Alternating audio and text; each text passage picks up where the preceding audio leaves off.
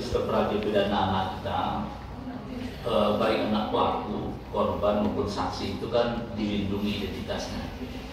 Dan bahkan di pasal 18 itu ancaman pidananya 5 tahun bagi orang yang mengumumkan identitas anak gitu ya. Misalnya wajah pelaku, wajah korban, wajah saksi gitu ya. Kemudian termasuk juga orang tuanya gitu, baik pelaku maupun korban gitu ya. Maka untuk memastikan agar identitas ini tidak terekspos secara luas, kita sudah bersurat ke Kominfo untuk men-take down video yang viral itu, karena kita melihat video itu adalah video kekerasan satu, kemudian kedua tentu kita khawatir ya terkait masa depan anak, baik anak korban maupun anak pelaku dan anak saksi, dan kita khawatir juga anak-anak lain terinspirasi melakukan kekerasan yang sama gitu ya. Jadi di dalam undang-undang sistem peradilan pidana anak kita memang memprotek itu, karena bagaimanapun juga dia masih usia anak, punya masa depan, punya kesempatan untuk diperbaiki, dan tentu semua pihak dalam proses ini kita minta pertanggungjawabannya, baik orang tua, kemudian para aparat hukum gitu ya, para peksos, psikolog dan semua profesi untuk melihat secara utuh.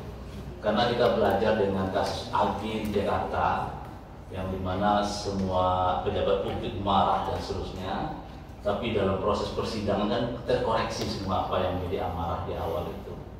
Jadi kita sangat hati-hati menangani kasus ini, ya. Bahwa prinsipnya bagi KPAI kekerasan tidak dibolehkan siapapun itu, termasuk juga anak.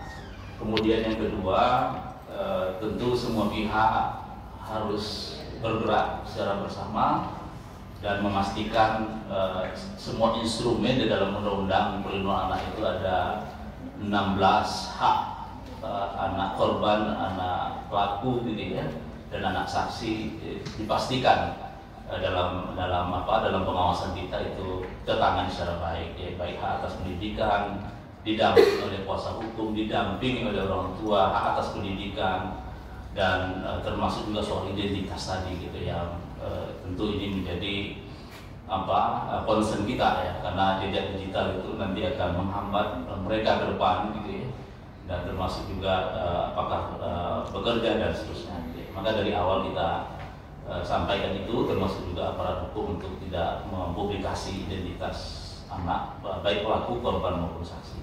Saya kira itu terkait ya, dari teman-teman. Silakan Pak.